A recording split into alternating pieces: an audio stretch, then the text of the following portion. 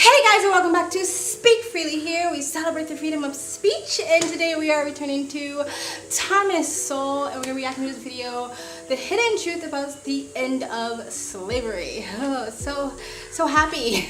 Anyway guys, we're gonna right into it. Before you do, if you like this type of videos, please like, comment, subscribe, hit that bell to get the notifications when I do upload. All of that really does help with the algorithm, guys. And if you'd like to support the channel even further, you can donate. My PayPal and Cash App link is in the description box below and also in the comment section. Of course it helps, but you don't have to. You can just like, comment, subscribe. And another great way to support this channel is visit my brand new merch shop. Links down below and links to all the alternative platforms, my socials, all the ways to support me and contact me for business is always in the links down below. Other than that, sit back, relax, and enjoy the video. All right, here we go. Slavery was destroyed within the United States at staggering costs in blood and treasure, but the struggle was over within a few ghastly years of warfare. Nevertheless, the Civil War was the bloodiest war ever fought in the Western Hemisphere, and more Americans were killed in that war than in any other war in the country's history. But this was a highly atypical, indeed unique, way to end slavery. In most of the rest of the world, unremitting efforts to destroy the institution of slavery went on for more than a century, on 1,000 shifting fronts, and in the face of determined and ingenious efforts to continue the trade in human beings. Within the British Empire, the abolition of slavery was accompanied by the payment of compensation to slave owners for what was legally the confiscation of their property. This cost the British government £20 million, a huge sum in the 19th century, about 5% of the nation's annual output. A similar plan to have the federal government of the United States buy up the slaves and then set them free was proposed in Congress, but was never implemented. The costs of emancipating the millions of slaves in the United States would have been more than half the annual national output, but still less than the economic costs of the Civil War. Quite aside from the cost in blood and lives, and a legacy of lasting bitterness in the South, growing out of its defeat and the widespread destruction it suffered during that conflict. While the British could simply abolish slavery in their Western Hemisphere colonies, they faced a more daunting and longer-lasting task of patrolling the Atlantic off the coast of Africa, in order to prevent slave ships of various nationalities from continuing to supply slaves illegally. Even during the Napoleonic Wars, Britain continued to keep some of its warships on patrol off West Africa. Moreover, such patrols likewise tried to interdict the shipments of slaves from East Africa through the Indian Ocean, the Red Sea, and the Persian Gulf. Brazil capitulated to British demands that it end its slave trade after being publicly humiliated by British warships that seized and destroyed slave ships within Brazil's own waters. In 1873, 2 British cruisers appeared off the coast of Zanzibar and threatened to blockade the island unless the slave market there shut down. It was shut down. It would be hard to think of any other crusade pursued so relentlessly for so long by any nation at such mounting costs without any economic or other tangible benefit to itself. These costs included bribes paid to Spain and Portugal to get their cooperation with the effort to stop the international slave trade, and the costs of maintaining naval patrols and of resettling freed slaves, not to mention dangerous frictions with France and the United States, among other countries. Captains of British warships who detained vessels suspected of carrying slaves were legally liable if those vessels turned out to have no slaves on board. The human costs were also large. The heavy drain, physical and mental, in keeping squadrons on the East African coast was reflected in the loss of 282 officers and men in the 10 years 1875 to 1885. And this did not include those invalidated home. Naval personnel, racked by fever, sunstroke, and dysentery, were forced to retire prematurely and live on a small pittance. The cost of upkeep of the squadron over the 20 years prior to 1890 was estimated at 4 million sterling, and this did not take into account the large amount of work imposed on consular and judicial staff at Zanzibar in trying cases and dealing with reports, etc. Stopping it there. Okay. I like the way they tell history because I feel like this is the way history should be told. I feel like a lot of times, especially within the Black culture, when slavery or the story of slavery or the history of slavery is told in a way where we should still presently be very upset about it, and we should be very resentful about it, and it's still their fault our lives are this way. It's almost like they did this to us, they made us like this, you know what I mean? Instead of being like, this is the history, and this is how all human beings came together to stop it. Not all human beings, but human beings came together to stop it. Because if you think about it, like he said, there was really no economic benefit to them. There wasn't much benefit to them at all. It was a huge lives, like there was hundreds of lives lost, so there was loss in that. The economy took a massive hit, and they damaged their relationships with other countries. In return, what they were doing, it was just they started this to kind of just do what was morally right. You know what I mean? I mean, other people have their own opinions about why the other reasons why the Civil War happened, but technically they were taking a huge hit and getting really nothing in return besides doing what was morally correct. That's not the way history is ever told. It's not told that people that had nothing, the people had like everything to lose and very less to gain by helping end the horrible practice of slavery, which just speaks to like the morality and the principles and the values and the standards that humankind can have, right? That they're not all just born innately evil and disgusting, and they fought tooth and nail to keep it from slavery from ending. There were people who did that, but there was a large chunk of people who still to this day get so much blame for slavery.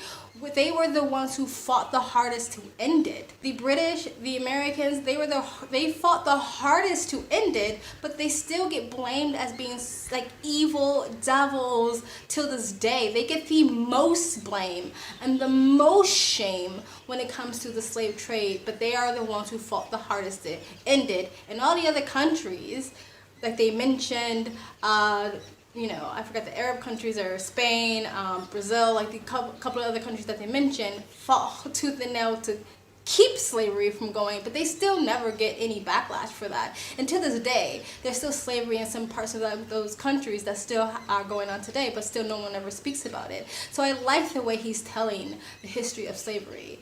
I didn't even know the Civil War was one of the bloodiest wars in American history, and I didn't know that it was one of the most costly, or it was like he said over 50% of the annual amount that America makes, or something like that. Like, that's crazy.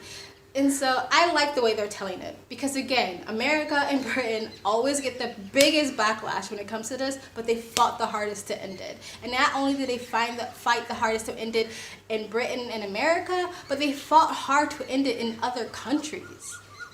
But they seem to get no respect for that whatsoever. Anyway, let's continue. Even so, the results were slow in coming. More streamlined slave ships were designed in hopes of being able to outrun the ships of the Royal Navy in the Atlantic. Nevertheless, the dogged persistence of the British eventually reduced the shipment of slaves across the Atlantic and across the waters of the Islamic world. Although the French flag was for many years widely used as protection from the boarding of ships on the high seas by the British Navy, even by slave traders who were neither French nor authorized to fly the French flag.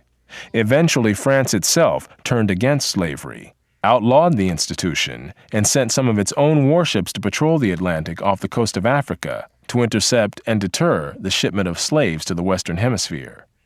The American flag was likewise so used, and the United States, like France, eventually turned against the slave trade and sent warships to join the Atlantic patrols to interdict slave shipments. Although by 1860 the Atlantic slave trade had been effectively stopped, the slave trade from East Africa across the Indian Ocean, the Red Sea, and the Persian Gulf took longer to be reduced significantly. Off the east coast of Africa, smaller Arab vessels called dhows hugged the coastlines, in waters too shallow for the British warships to enter. One British commodore estimated that he captured one dhow for every 8 that escaped. Nevertheless, during the period from 1866 to 1869, 129 slave vessels were captured and 3,380 slaves were freed. When the threat of being boarded seemed imminent, the Arabs would throw slaves overboard to drown, rather than have them be found on board, which could lead to British seizure of the vessel and punishment of those who manned it. The worst that could befall the slaves was when the slaver was overhauled by a British cruiser, and they might then be flung overboard to dispose of all evidence. Devereux mentions a case where the Arabs, when pursued by an English cruiser, cut the throats of 24 slaves and threw them overboard. Colomb also states that Arabs would not hesitate to knock slaves on the head and throw them overboard to avoid capture. Because there were only a few naval ships available to cover a vast expanse of water in this region, British warships would often launch smaller boats to engage the Arab slave dhows. In these cases, as one study put it, the slave traffickers frequently did not hesitate to attack boat crews in defense of their profits. Battles between the Arabs' vessels and the smaller British craft were especially likely when the larger ships that launched them were too far away to reach the scene in time to join the battle. In other cases, the Arabs fled even from the smaller British vessels. An episode in 1866 was typical.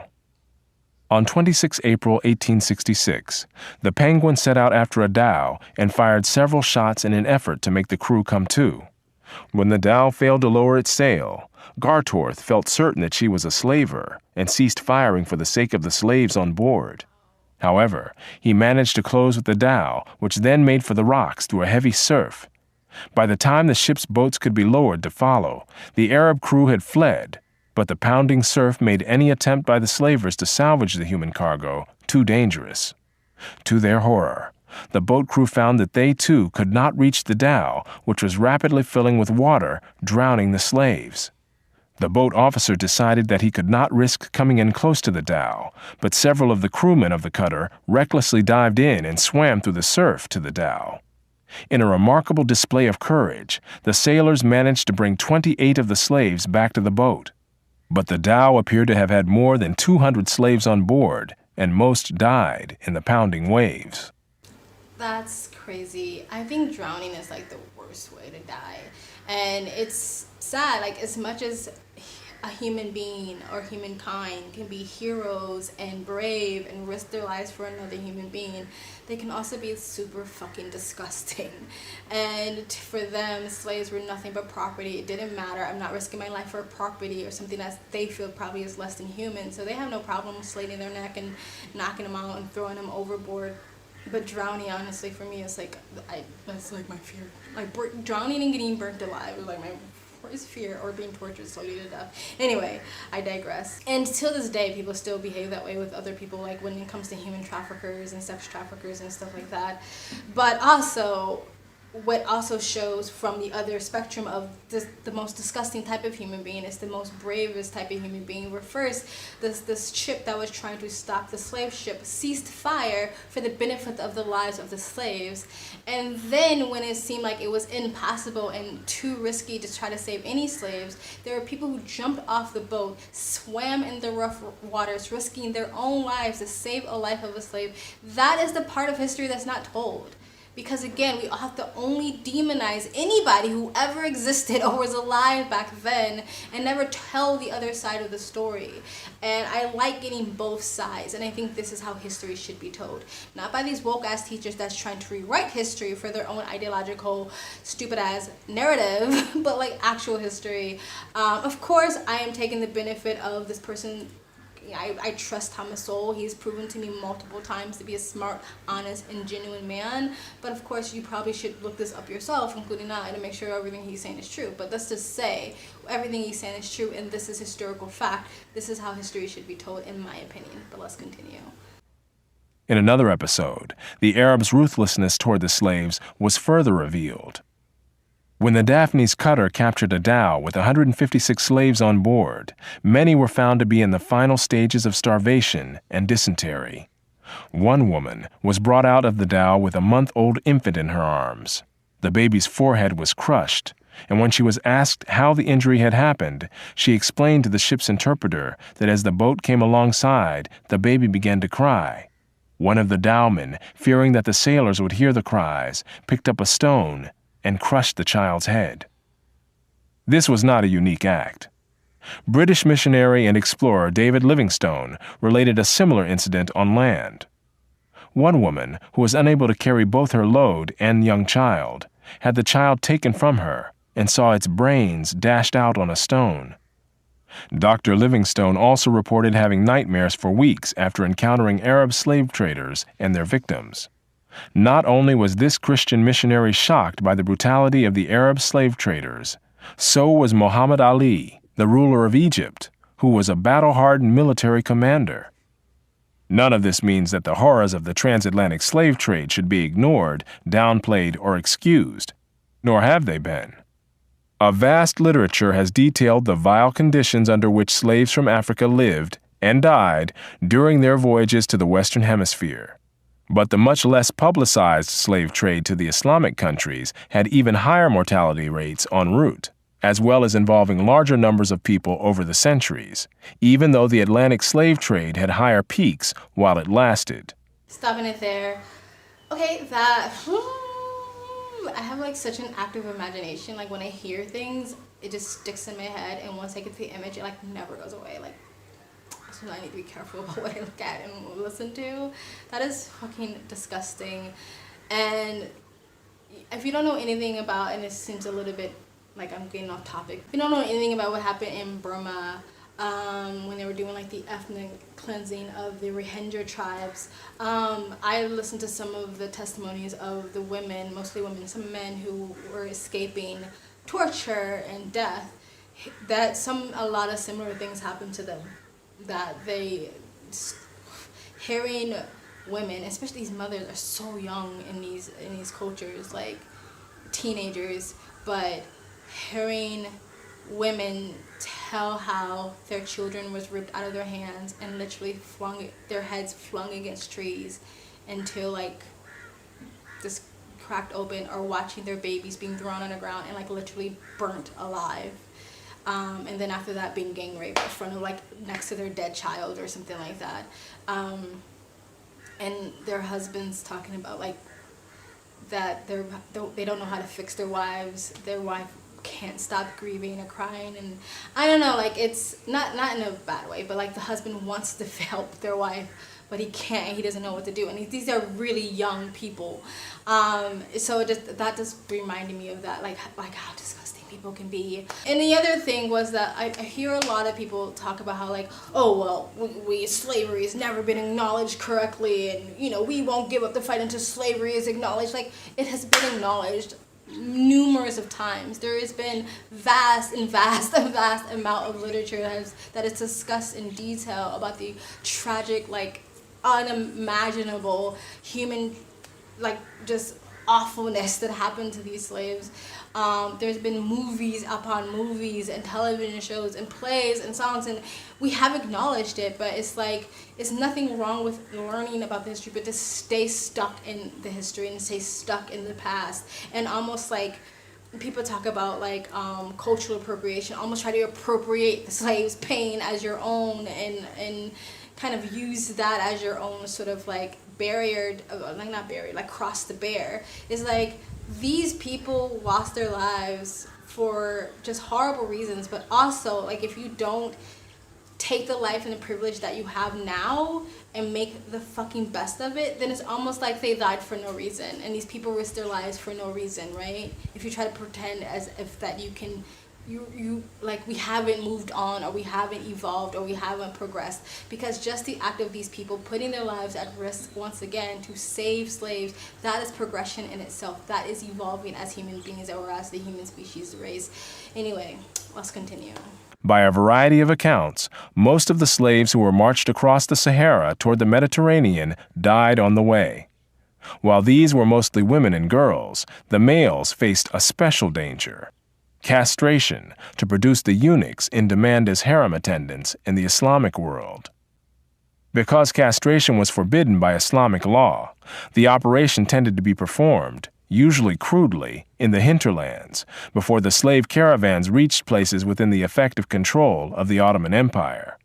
The great majority of those operated on died as a result, But the price of eunuchs was so much higher than the price of other slaves that the practice was still profitable on net balance.